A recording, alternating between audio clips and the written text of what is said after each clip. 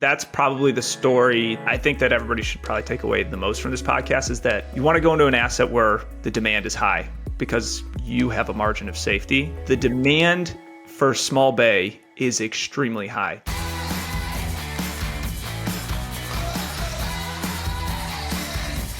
Welcome everybody to Self-Storage Income, and I am excited, a little different of a podcast today, just in the terms of topics. We are obviously still talking about self-storage, but we're taking another angle at it, and we're going to be talking about like light industrial, small industrial, bay things, which we have in a lot of our facilities, and storage. So we have storage facilities that literally 40% of it is this. It's either a like-minded or kind of can be very much the same in the same product. So we're going to be talking about that. And with that said, I'm bringing on Shea here, my buddy. How you doing, man? Life is good. Life is good. Thanks for having me on, AJ. Yeah, appreciate you coming on. We're going to get into this. Why don't you tell everybody, though, getting started here, a little bit about yourself, and we can go. Obviously, we've known each other for a while, so why don't you walk everybody through your...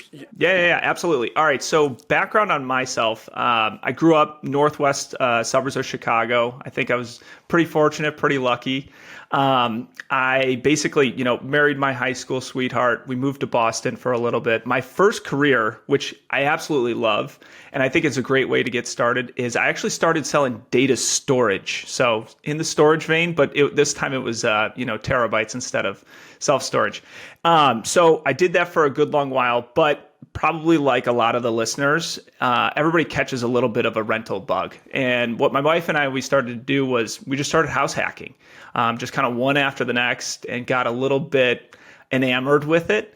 And then our next investment was we were LPs in a trucking terminal with my now current and mentor and partner, Saul Zenkavich. So we were basically, hey, just put up the money. We have no idea what industrial is, but we're very curious about it. And that's how I got into industrial in the first place. So since then, Saul and I have partnered pretty much exclusively together, and we buy self-storage facilities, but we also buy small bay industrial facilities. And sometimes they're a little bit, like you mentioned, mixed in the same bag on the same property. But that's my background. And how long have you been doing that? So I came into self-storage initially, this was probably 4 years ago, along with a lot of other folks who are probably listening to this podcast. Got it. Now, what's your current situation look like? Your current assets, your current, that kind of stuff. So we've had 10 facilities. We've sold 6, currently have 4 storage facilities, then have another few small bay facilities, and then obviously, LP positions in a couple of other handfuls of stuff. But that's what our current square footage is. On my side, my partner, he's got, a couple million square feet. I'm just not involved in every single one of those. But that's good to have a partner like that. You need to have a mentor that is kind of, can teach you things that we're not to step, we're to step. 100%. That's actually one of the biggest, not only hacks, but avenues that people should go. When you start up, especially when you have partners, things like what are they bringing to the table? Why are they coming? What are they going to do? And how are they going to do it? A lot of people think that it's just money, and it's actually not. And I was having a discussion this literally before I got on. I was on the phone when I walked in here and walked out. I was having this discussion. So there was a company that was kind of struggling, and they're growing, but they're having some management issues and everything. And they're like, oh, we want you to come buy into the company. We're going to give you equity for it because we want your help and your work and everything else, right? And it's the reason they approached me was not due to the money. The money on the equity, they're like, we can figure that out. It was because we want the expertise, the backing of someone that's already in business and has it, because that's actually where the value comes from, right? And I think a lot of people underestimate that, or they even think that with deal making, you're getting partners, which it's just like, oh, I'm just getting money. That is by far one of the least values that you can actually get from a partnership. And it should be considered, but I mean, if you're starting out, hands down, the most important thing to consider is with that partnership, what are they bringing to the table that you're going to receive? Because that will pay, like, Shea, for you, obviously you already know, but that'll pay dividends for the rest of your life. That's something that compounds, and that's something that grows you and makes your value more. Yeah, it's a time machine. You're buying time. You're buying time. You're cutting out years, maybe even decades. And this is something that to me made sense getting started. And I think a lot of people were like, how did you grow so fast and grow so big? You got all these companies, are you doing all this and everything?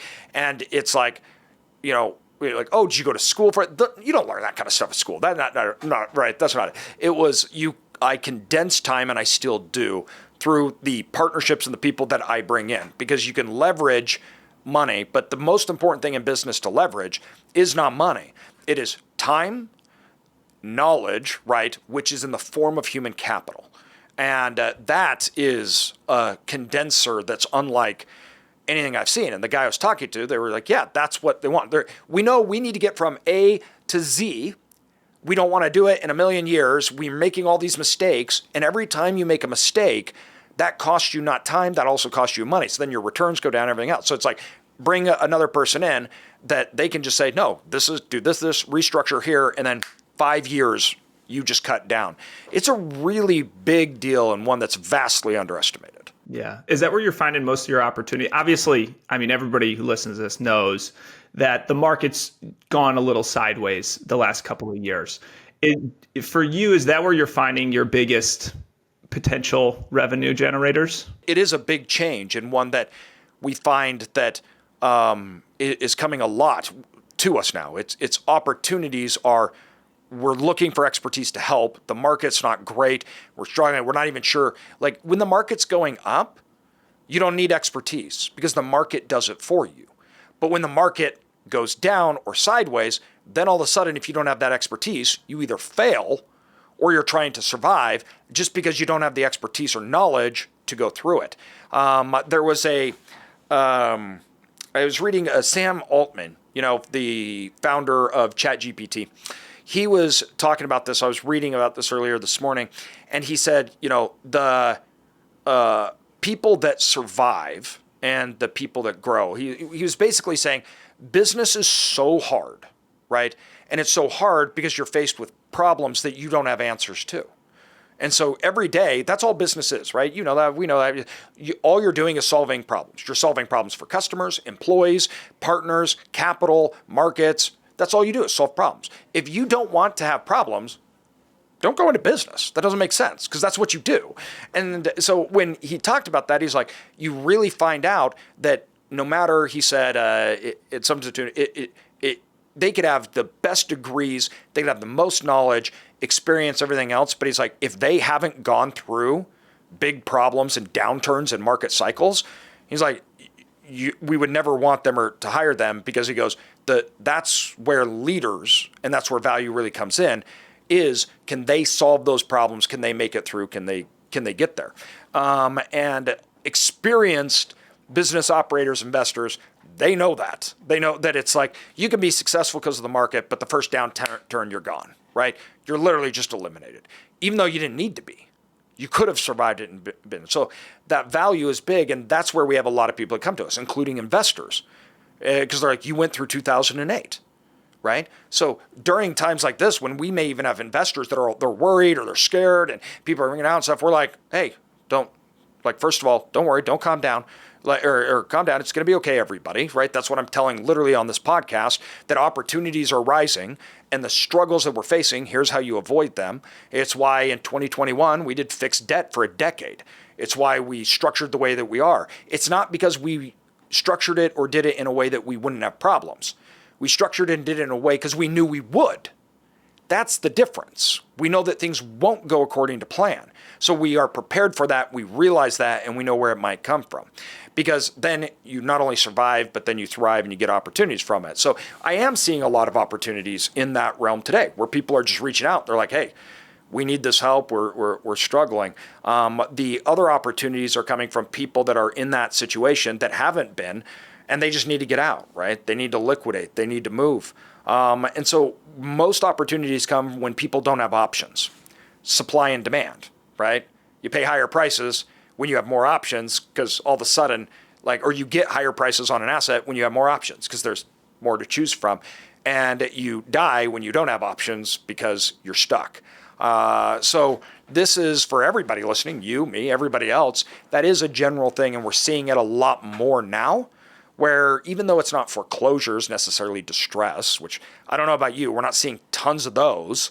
Where we are seeing those tends to be in the development side and on the CO deals because they don't have options, right? Yeah, for sure. For sure. I mean, one of the things that I get a kick out of, and I feel bad for these guys, but I'll see a broker send out a CO package and it's like, hey, total estimated all-in cost is 8.7 million. Value of the facility is like 10.3. And it's like, that's not a lot of gain for an enormous amount of risk, an enormous amount of time. The price that you pay is always two sides. It is return and risk. Right now, risk actually outweighs return. So if I'm looking at something and it's like, okay, yeah, there's high returns and everything, but the risk is super high. The quality of that return goes down because I can get high returns in today's market without taking on a bunch of risk. So you have those two things that you're working with and opportunity cost. So when you see a development deal like you were just talking about, I'm like, I can go buy an existing cash flowing asset that'll do that. I don't even need the risk, right? So then why pay for it? Totally. Speaking on the risk segment, I think this is a good way to get into the small bay conversation. So my partner, he's done small bay for the last, I don't know, decade and a half. I started getting into it when the past couple of years where we saw that self-storage is hyper competitive. Everybody knows this. It's a great asset. And it's hyper competitive because, it's highly desirable, predictable, and there's growth there. But where we are always attracted to high returns with, associated risk that we can manage. How can we go and find that in an asset class that we know? And where we were finding it was in small bay. So for everybody listening, what small bay is I'm sure you've seen Instagram ads for like a Hamza Invest or like Flex Space, contractor garages or something like that. It's all the same thing. It just goes by different terminology. So it's 1,000 square foot space to, let's call it a 20,000 square foot space. That's 90% warehouse. It's got high ceilings, high doors, maybe an office, a half bath, maybe 2 baths, depending on the size of it. And who occupies this space are businesses, not B2C, not consumers like a homeowner. So that's a couple of differences, and we'll get into the differences in between self-storage and this product. But where we saw an opportunity was that there's a lot less risk in small bay because you weren't seeing a dramatic drop in occupancy. The small bay product had a demand that, if anything, has just ramped up over the past 2 years because these services companies are the ones that who your tenants are, or an e-commerce company or a small distribution hub. And their demand for space, it's not being, eaten by Amazon. Like, these businesses are growing and they need space, and there's not a lot of that space there. So we saw an opportunity to reduce risk by going into an asset that basically just has high demand. Well, and this, everybody who listens to this podcast knows I've been talking about this asset, let's call it, for 3-4 years. And the driver is what you just mentioned is really, really important. So when you look at the development cycles that went on after 2008, everything was underdeveloped, right? As it came back, the demand in the markets, lots of it came for industrial warehouse was big. And the reason why demand for that came is bigger space, larger fixed cost, larger premium, bigger tenants that are more qualified. So lower risk, and there can be higher margins, right? So that's why there was so much demand for people to develop that. We can go get one tenant. They're going to occupy this huge amount of space. We're going to make all this money. It's volume. It's more single. They're qualified. These are big companies, right? So the demand, the development cycle that really came in industrial, it was bigger. So you all of a sudden found that we had a gap in the market from this 5,000 to whatever, 25 or 20,000 square feet mark, or less than that, 1,000 square feet, whatever, to that. And that was not being developed nearly at the rates. And the reason being is when you developed it, you had to have more doors, and there's a whole bunch of reasons why. But mainly, you had more tenants, right? So for a developer standpoint, I can find somebody, get one person, I can develop bigger, that's more, I can make more money, single point. It makes sense on a development spread. But that's not the volume of the market, meaning there's way more small businesses that need 20,000 square feet that are in high demand and growing than there are Amazons. And so all of a sudden, the demand for that space was growing due to internet, due to the ability for people to turn things in-house, leave office, do their own shipping, bring supplies in, contractors, on and on and on. You mentioned it, or whatever that is. Restriction on land was growing. So the same things that were driving storage was actually driving the space for businesses. But nobody was building it. Where in storage, everybody started developing after 2016, and that really ramped up into 17, 18, 19, right? You did not see a equal development cycle in this space that you're talking about here. So it is, once again, something we've talked about and I've looked at for years. I like the space. Not really my thing because on the development side or anything, but I buy storage facilities that have them.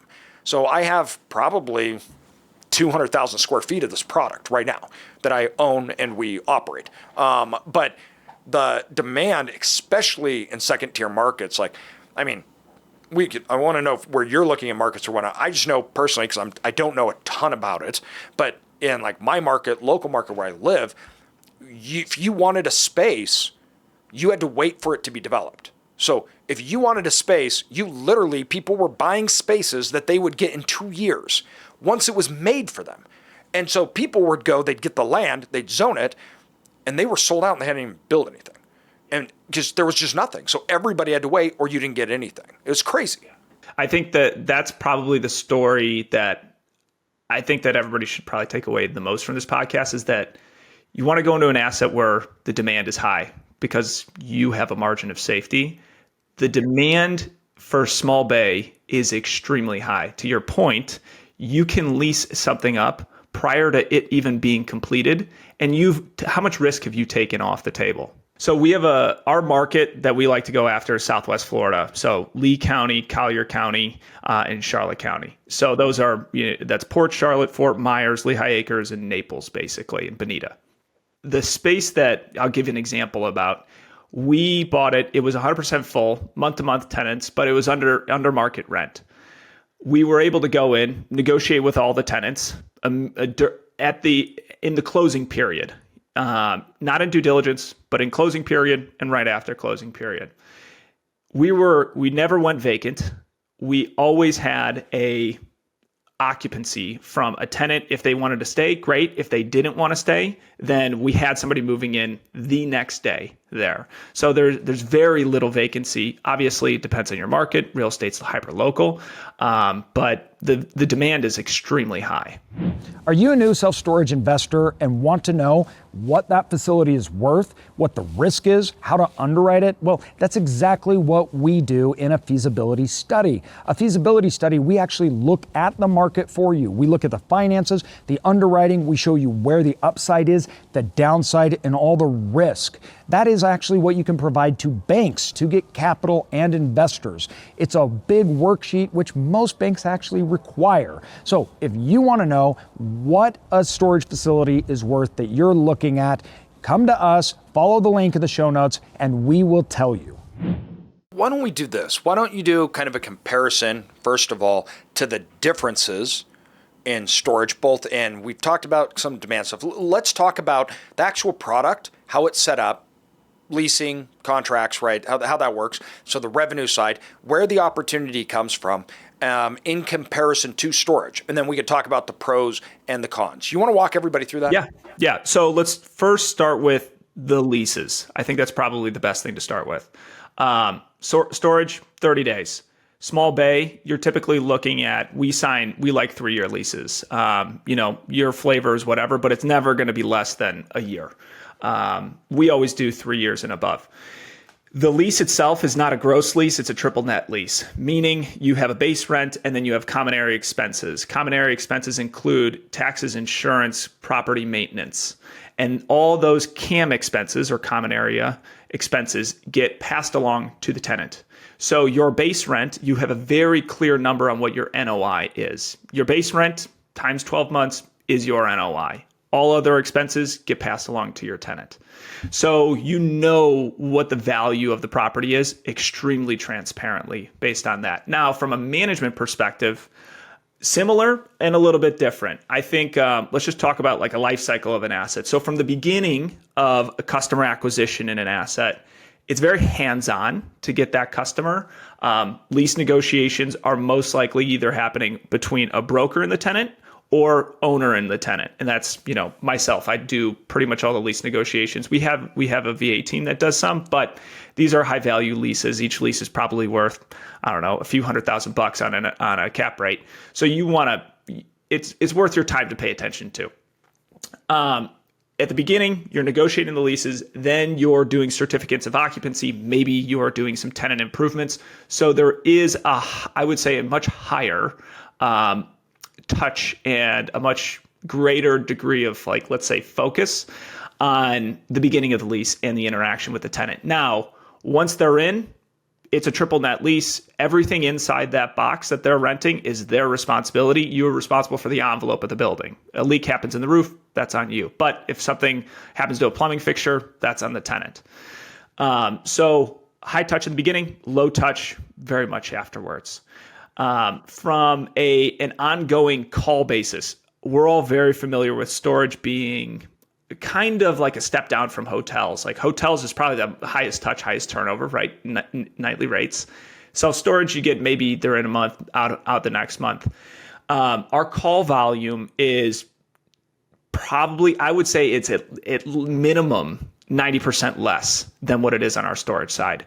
So just from a management perspective, beginning of the lease, hyper involved from the landlord's perspective. Then on, really, there's not much interaction and or involvement from the landlord and the tenant. When you look at, one of the big things with storage is kind of the rev man side, right?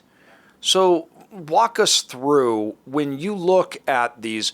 I guess for me, we talk a lot about the strategy in storage. What do you view as the strategy? Is it development or is it what is your strategy and what should be a strategy? What are the strategies available here?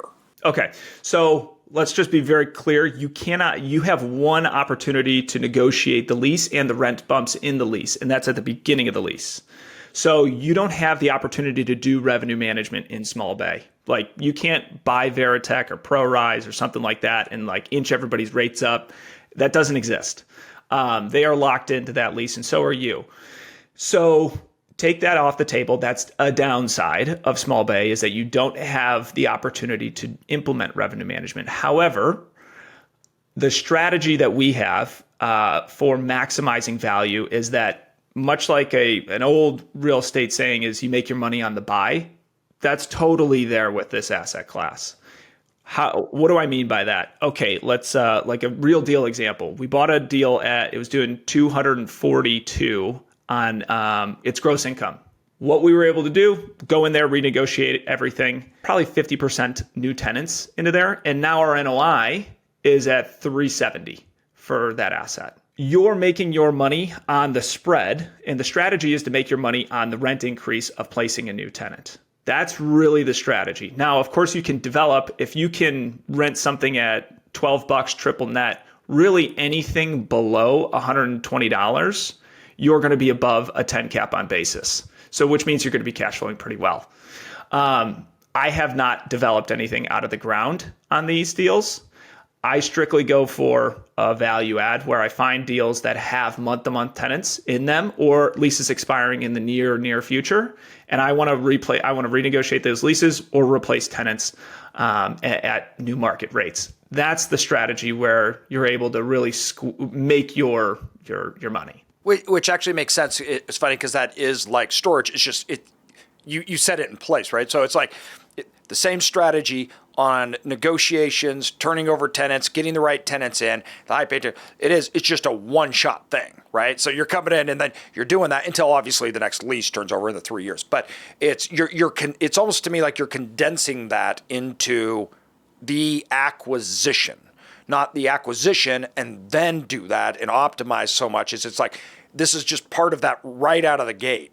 We're doing it, and then we get it all, and it's kind of set. Meaning, obviously, you're going to do it when you can over the next few months, but storage, that may be 3 years that we do that revenue optimization and tenants, everything else, where it's like you're doing it first 6 months, right? And then it's set for the next 3 years. If you can buy a property that has month-to-month leases and you go renegotiate them, that's ideal right away.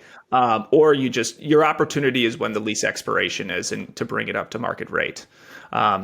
To your point, it's the kind of that's your window of value add that you have. Tell me about this industry. Like in storage, we're like, okay, there's 60,000 storage facilities. There's mom and pops. There's industrial. Walk us through the landscape then that you're operating, because what you mentioned is there's ones that do month to month, and obviously there are ones not. There's small bay. There's medium, large. Like, what does that look like? Like, what does this playing field look like? There's really not a lot of brands, there's no like extra space. There are private equity firms that own large sums of these and large square footage of these. Like, so for example, I think Blackstone in 2022 they purchased, I think PS Business Parks was the name of the business, and it's all small bay. Everything's, I think, below 30,000 square feet or so per unit. And that's a little less than 1 million square foot was that transaction. The landscape is, there's really, honestly, it's great because it's a lot like storage where there's consolidation up at the top end, but there's a ton of mom and pop owners. Like it's vast majority. I would say probably 80% of the product is owned by individual, not private equity or not REIT investors. At least that's my perspective. I could be, I'm open to have my mind changed on that. Probably makes sense though, giving what we kind of talked about earlier, right? So in the terms of why people develop the space they develop, who they develop, because this is a smaller mid-size, probably not nearly as much as that institutional side. There's no brand awareness in small bay industrial. Like nobody's going out and saying, there's no brand. There's really no brand awareness because you don't need an SEO strategy to capture consumers on a monthly turnover basis. You have tenants that you're really just advertising to businesses. It's not B2C at all. So your brand is like a little bit less, necessary in my opinion. No, that makes perfect sense. There's a lot of really good things about that, obviously. Because it's in storage. If I'm looking at the pros and cons, right, in general, the pros and cons are a little vice versa in this. So in storage, pro being that you can build a brand, get new tenants up, right? That is a pro that you don't have to have that in light bay. The con then would also be in storage. The con of that is the reason why that's a pro over here. So they're inverse. So the con of that is we have more work in storage. You have to have a brand. You have to do SEO. You have to bring people in, right? Everything else. Now, the upside is that maybe we can do more value add in it, but then the con to storage is now a pro in your space, meaning you don't have to do all of those things, right? And then maybe the con on that side would be the value add may be more like as far as like time goes and everything, like you were saying, it's leases. So after this point, there may not be a continual need. So it's an offset. And that's, I think, the thing that I find so interesting. And we have a facility that we have all these bays and we also have a storage on the side of it, right? And it's split probably, let me think here, 50, 60,000 square feet, small bay, then storage is another 100,000 square feet.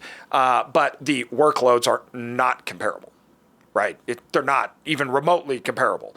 Storage is much more where, it tests everything else where it's rare that we actually even have a bay that needs to be filled up.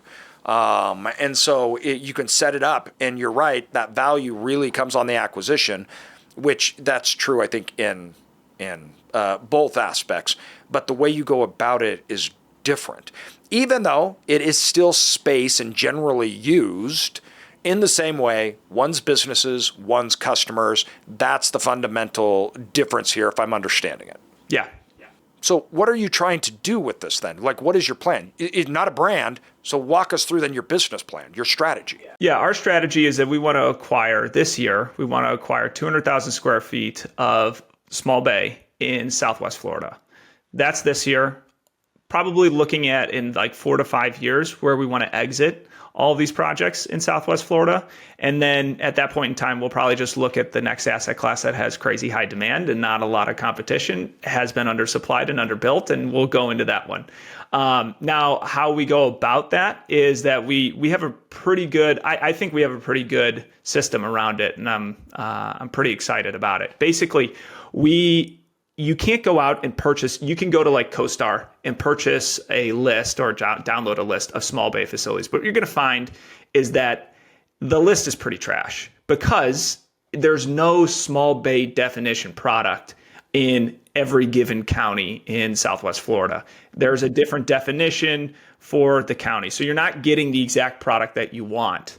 And what you want is something that's 1,500 square feet, max maybe 5,000 square feet. It's 20-foot high ceilings, 12-foot high doors, has a bathroom, has an office. You can rent that all day long at very high prices.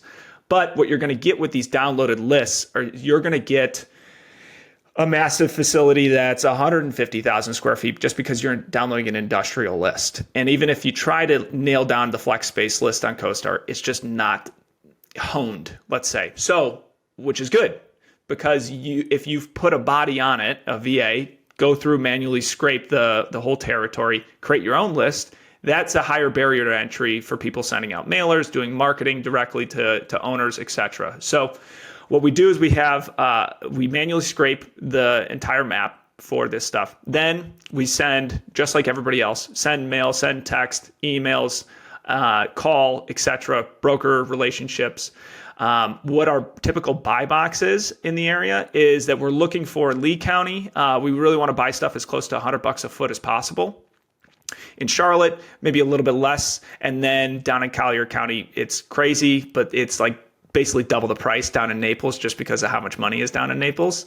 Those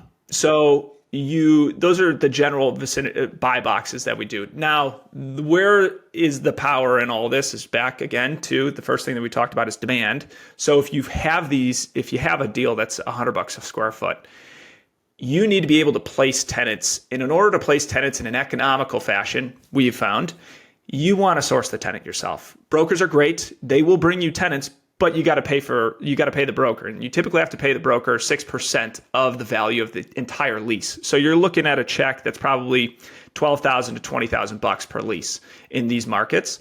So what we do is a ton of marketing to our tenants. So we have a roster of tenants. As soon as we get a property, we can fill that property with our roster of tenants.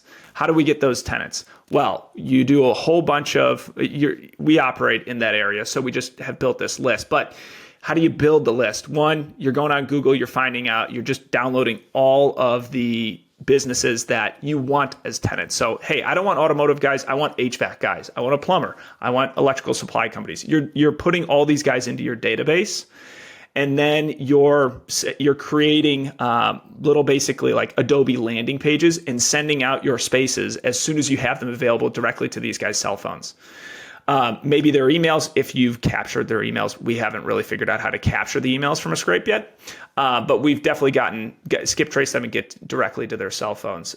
So that's our system for A, finding, and then B, filling the spaces. I like it. Now, walk me through though. So you're talking about South Florida a lot. Why is it just growth rates, and how does that compare to, let's say, other markets that have growth rates like that, like Texas, for example? I don't really have a why not anywhere else. I think the only why not anywhere else is just purely because of bandwidth on our side. Like we just haven't scaled up. I think that this probably works. My partner and I were in a mastermind about this product specifically, and there are people there that are doing this all over the country, and they're all having great success with it. So it's not like you're like, oh, those markets are bad, we don't like them, anything like that. This is our target area. We're going through this, which I assumed it was for a few reasons, meaning there's demand, things like that. But also the concentration and ability. So the counties that you just mentioned, right?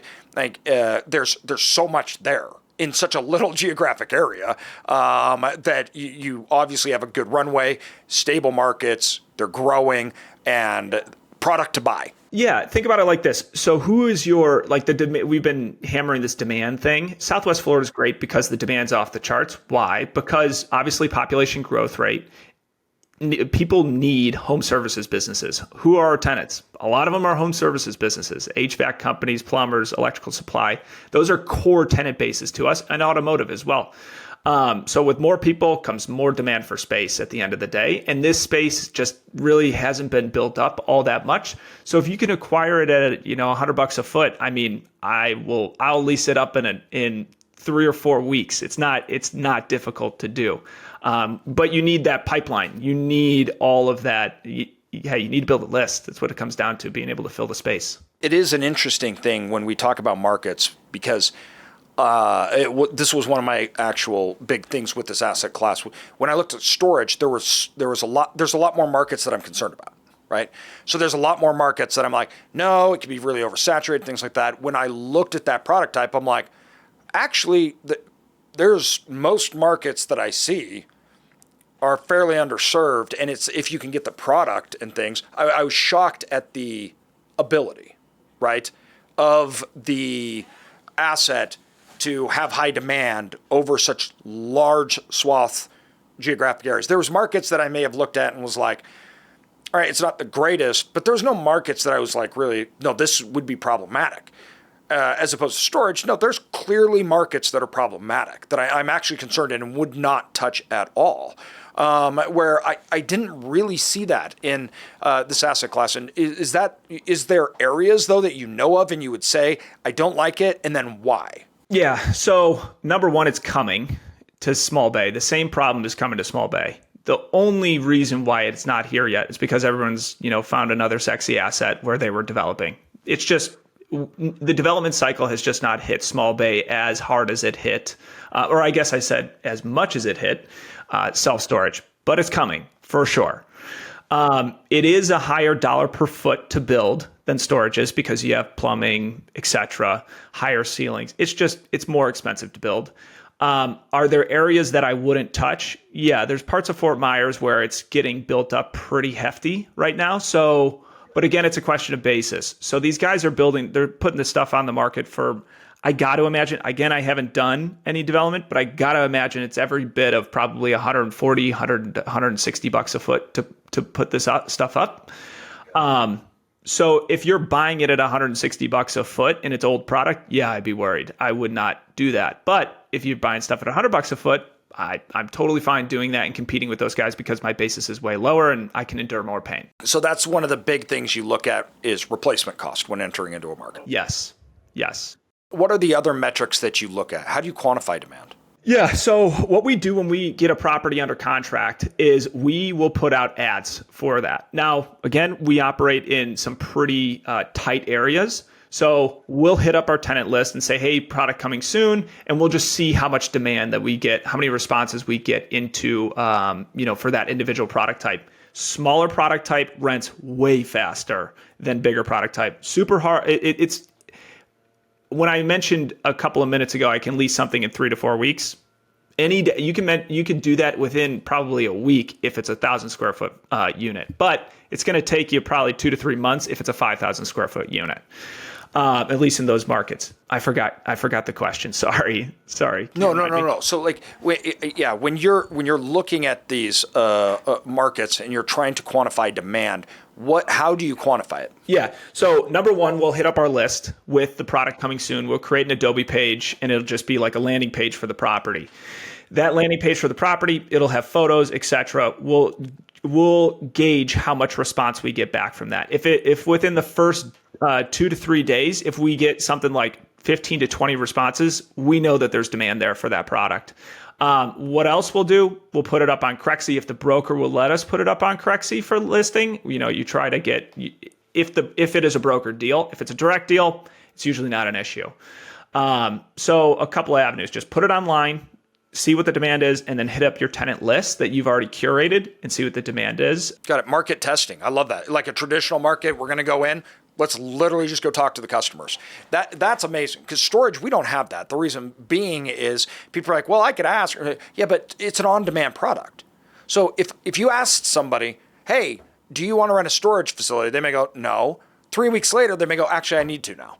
It's not something they plan. It's not like, I'm so excited, I've been looking for my storage unit for 6 months. That doesn't happen. So we can't test markets like that, which is actually, that makes it really hard. So if you're going to go into a storage market and you're like, all right, I want to build 100,000 square feet, is there demand? We can look at occupancy and we can look at rates, but that doesn't necessarily translate into exact demand. So meaning that you can have facilities that are 90% full. That doesn't mean that you can build 100,000 square feet and there's 100,000 square feet of demand in that market. That's not how it works, right? So what we have to do is say, all right, how much demand it means excess storage facility, and maybe have a range. So if there's 400,000 square feet of storage, or you have 90% occupancy, and you want to add 100,000 square feet, can you get 1/4? Is there 1/4 demand more in that market? That's questionable. Now, if you have 2 million square feet or 3 million square feet in the market at 90% full, and you're building 100,000 square feet, and you look at the individual unit types, you get a way better picture, because that would be if you had 2 million square feet, you're putting 100,000. That's 5%. That's only 5% supply on the market, right? And so that's how we have to look at it. But still, that's a pretty big guess. But if I have 20 bays and I put it on and I have 15 people in the first month reach out to rent, I already know. It's like I can see it, and then I can call my buyers list, right? So I really like that a lot, because I know I'm asking my customers, I'm getting my customers, and then I'm supplying them with the product. That's one of my things that why I didn't develop storage for so long, was because I'm like, it was so hard for me to quantify and feel comfortable with that, because I couldn't create. If I did a business, I'm going to create a product and I'm going to do market testing. Take it out. People buy it. I'm like, okay, there's demand, right? So I love that you can do that in a real estate product. You can literally do market demand and bring it and see if your customers want it. That's awesome. When you guys are looking at property management software for your storage facilities, there's a ton of options out there, but no other option compares to Tenant Inc. Tenant Inc. is going to be your one-stop shop solution that has an amazing amount of tools that you can deploy at your fingertips to maximize the value of your facility, to operate it more efficiently, more effectively. They have an open API where you can back in almost anything you want. You own your data, and it's just an incredible solution. I can't say enough good things about these guys. Link is in the show notes. Be sure to check out Tenant Inc. Now, walk me through what your traditional size looks like. How many bays? What are the size of those bays? And what do you find in markets like 5,000 square feet, 100,000 square feet? Like, where is that demand, and how's that work as far as size and doors per property? Yeah. So let's say standard property will be 20 to 30,000 square feet. On that 20 to 30,000 square feet, that's obviously, let's compare it against a storage facility. Storage facility, you probably want 40,000 square feet and above to get your NOI, let's call it a 400 to $500,000. These are a lot less operationally intensive. So you don't have a lot of the costs that you do with storage, AKA spare foot or something like that. So you can go a little bit down market. We like those deals because you can transact in them. The financing is actually like pretty easy, and you can often get owner financing. That's what we found. I'm sure we'll scale up from here, but let's just take the deals that we've been working on lately. 30,000 square feet. That one has 11 doors in particular, has the ability to subdivide, and has rough-ins, meaning electrical rough-ins, plumbing rough-ins, to subdivide into 30 units. But it's set up as 11 units currently. The spaces, what I would advise, if you could find a property that is being able to be subdivided into 1,000 square foot bays, your probability of success is very, very, very high. And you are going to get the most amount of money out of that property as you can, just like you would a 5x5 versus renting a 20x30. Your revenue per square foot is higher. Totally. And the demand for those, and the reason why is because the demand for those units is way higher, because you have people that are transitioning from working out of their house, their garage, whatever, and they are, they've been a couple years in business, so their cash in the bank is there. They have good credit, but they need a place to have a actual hang a business license. And so there's a lot of, transient tenants. They'll occupy the space for 3 years and then move into another space. And that's why that property that I was mentioning, it's set up for 30 units, but it only has 11. Why? Because customers, they rented 1,000 square foot and then they just broke down another wall, rented the unit right next to them and the unit right next to them. And that's how it ended up growing from there, just because that's the nature of everybody's small business. They grow if they're successful. So those are typically what a property looks like. Now, you'll get into sizes that are 5,000 square feet up 10, 20,000 square feet. Those are harder to lease, for sure. Harder to lease. You're most likely the larger the space that you're going to go into, the more often you're going to need a broker for those deals. Otherwise, you're going to have to get really good at prospecting into companies that have a serious balance sheet. Companies, think about like the rent on if it's $10 triple net a foot and they're renting 20,000 square feet, you're looking at $20,000 a month on that. So the business probably should be generating $3 to $4 million in top line revenue in order to afford a rental payment like that. So it's a legit business. So the only way that you're going to get in front of those legit businesses is that they're going to have gatekeepers. So you need to be better at prospecting, and the brokers, they prospect all day long. So you're going to need most likely a broker to lease those larger spaces. Got it. That makes perfect sense. It goes back to kind of what I think I was talking about before, where people kind of, they didn't develop these smaller stuff. That's not something they did. They went for much bigger contract, Amazon, right? That's how everybody thought.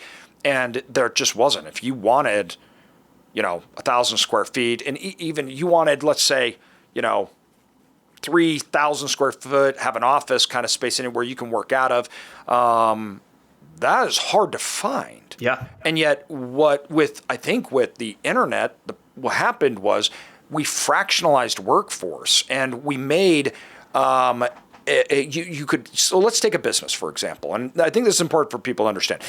Business used to be all of the pieces together, and there was no way to fractionalize it, meaning that your specialist within the business, they were all part of a bigger process, and they all came together to create that output.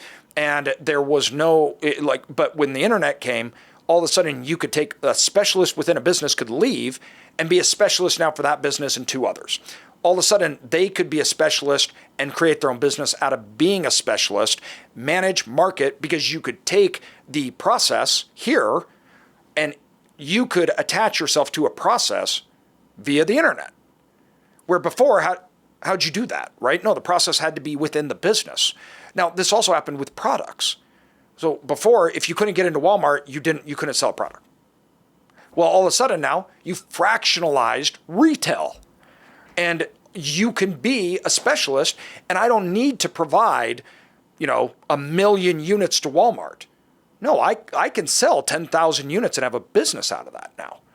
That didn't exist prior to really the 2000s. And so all of a sudden, you didn't have infrastructure for this kind of stuff because there was no need for it. Then you had the Great Recession, and that need too, I think, was very looked down. But most importantly, the allocation of mass capital, institutional, that didn't make sense.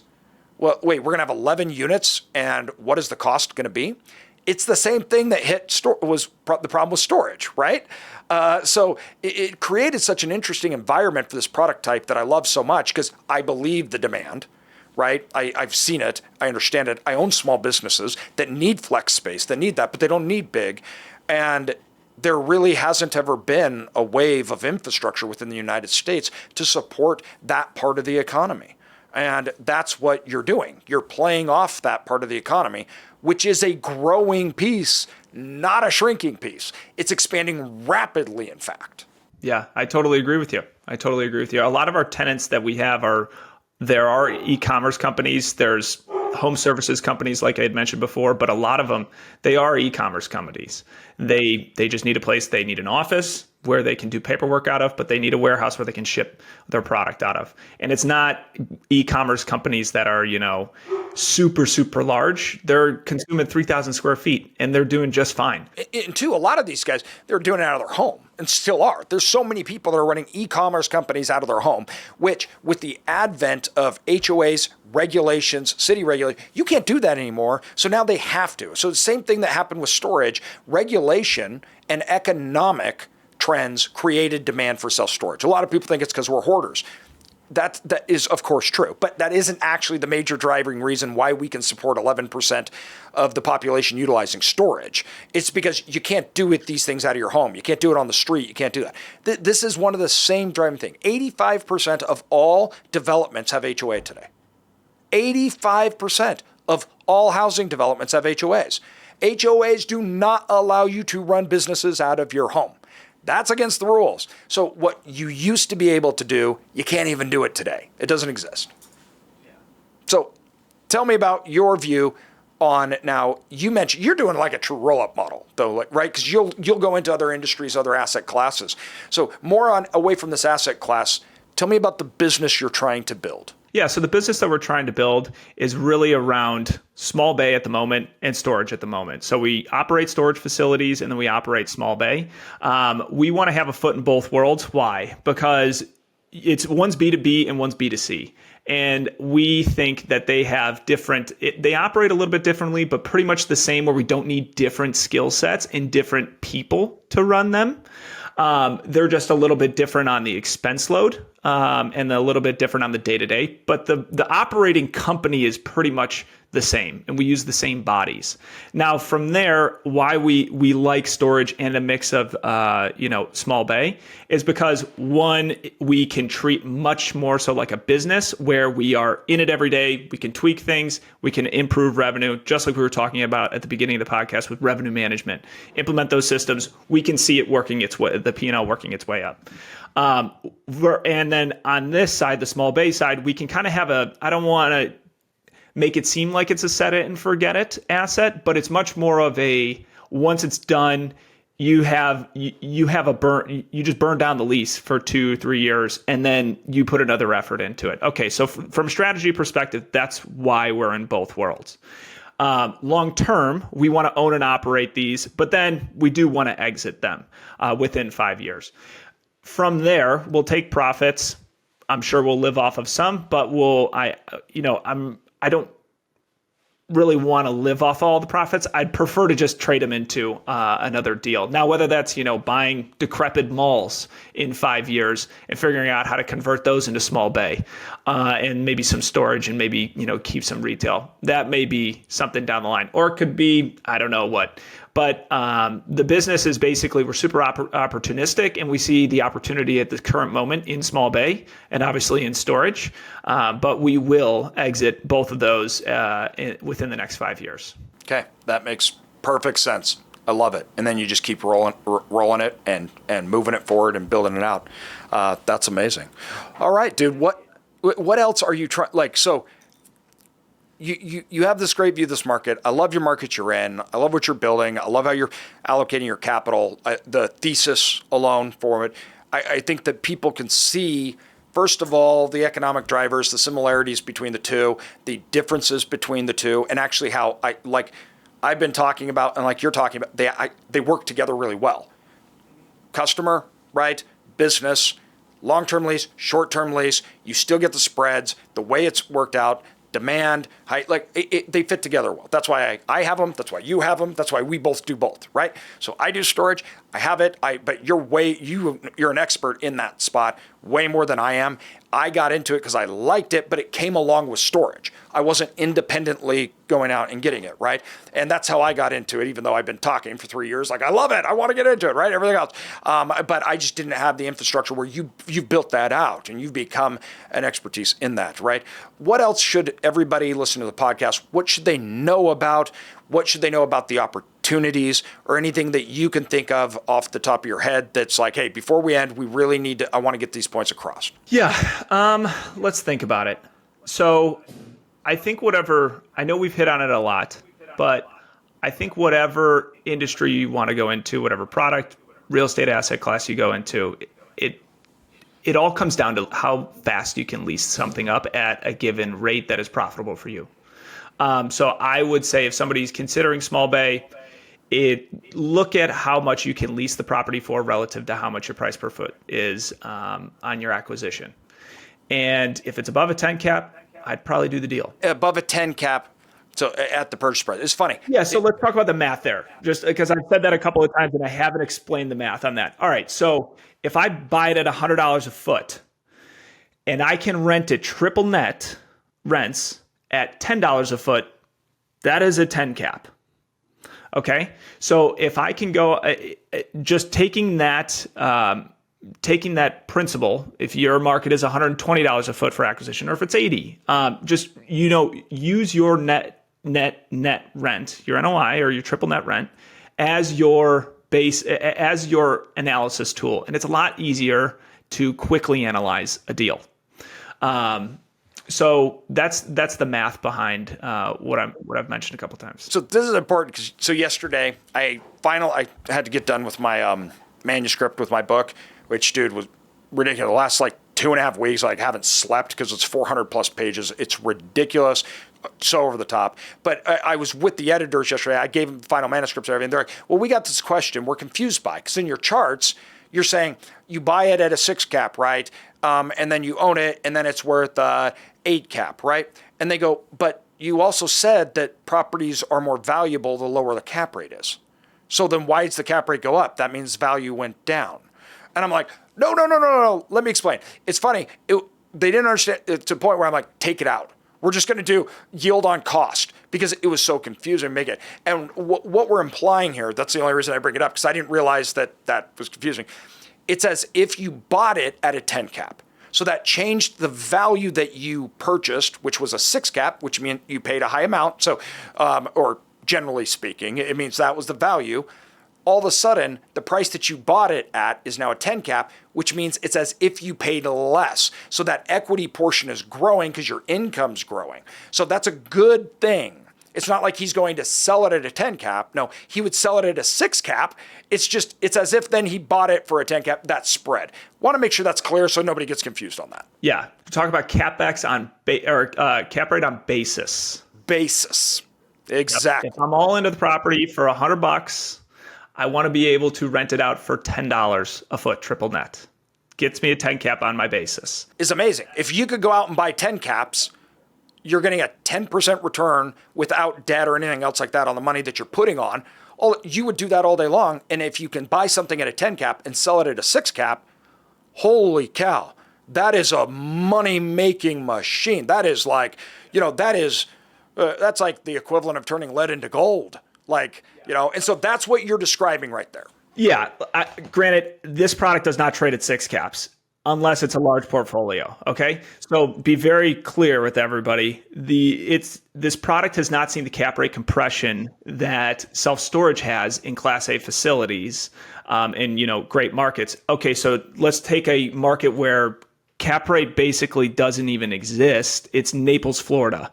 Okay, so people will pay a 3 cap in Naples, Florida. Why? Because it's all 1031 money. Everybody's moving there from the Midwest who's retired and they have $10 million. It's all the business owners that are exactly. They're just buying it to own it.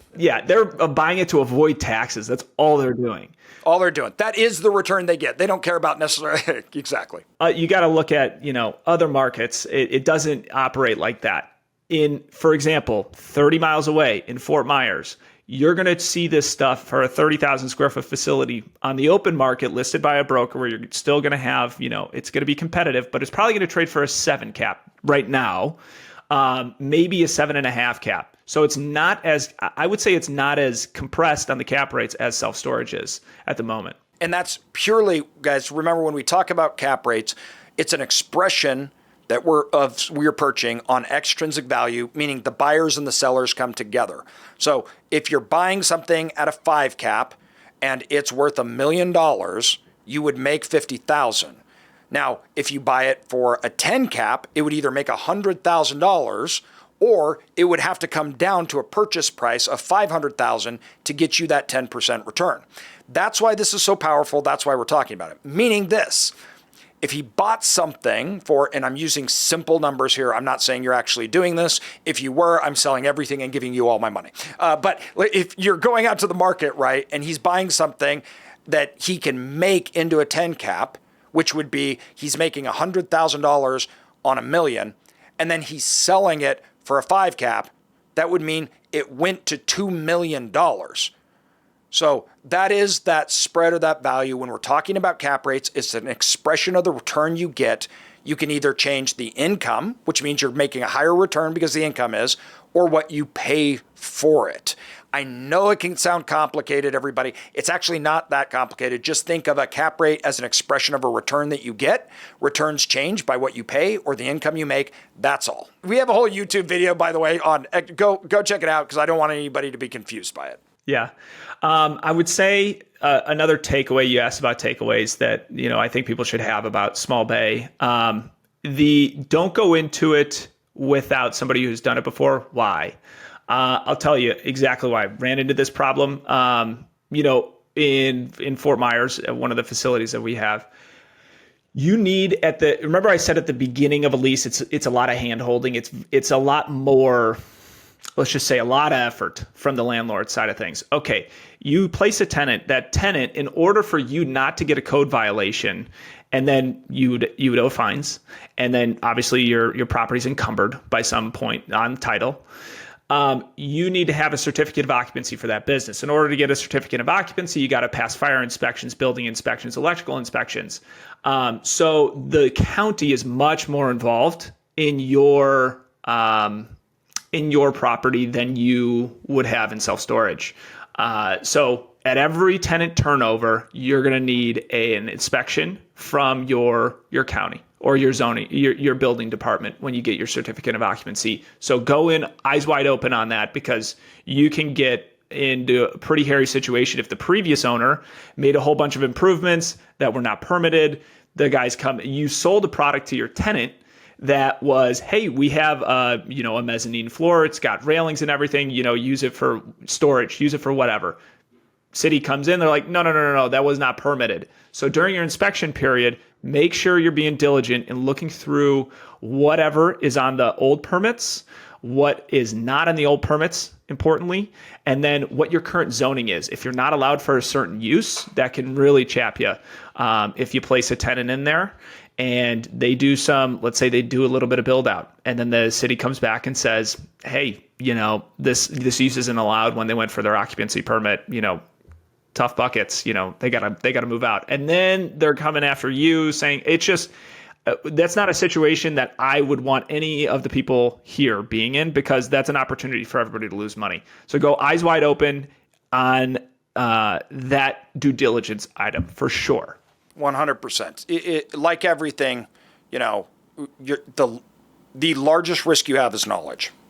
So what you don't know, right? That's the risk. And this is why in storage, obviously we have our educational part. You're in my mastermind. It's why we do feasibility studies, because when I started out, why we wouldn't buy something, it was actually because we just didn't know what we didn't know. And so we're like, I don't know, there may be risk here, there may not be. And so what you do in working with other people and helping and getting other people that know, or partnering, which we do a lot of, we have store local, right? That is what you're trying to bridge. You're trying to get over that.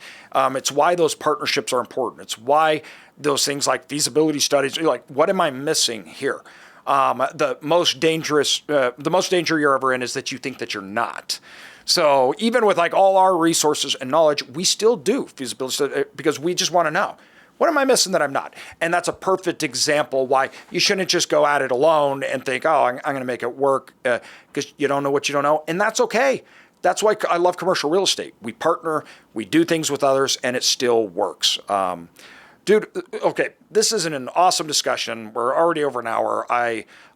This is so intriguing to me. I love it. I can't wait to see what you're doing. Where can people find out more about you? Where should we send people? Where can they reach out? Yeah, so you can reach out to me on LinkedIn. It's Shea Lewis. Just pop me a message on LinkedIn. My email is Shea, SHEA, at zequitygroup.com. You can also find us at our website, zequitygroup.com. If anybody's in Southwest Florida and you find deals small bay deals that are about $100 a foot, let's do a deal. We know how to lease them up extremely fast, and we can turn them. And cash flow is very, very healthy. So $100 a foot is generally the kind of the bar, and we want deals that are above 20,000 square feet. Awesome. Everybody, reach out, and buddy, it's good seeing you, man. Appreciate you coming on. I'm glad you agreed to it.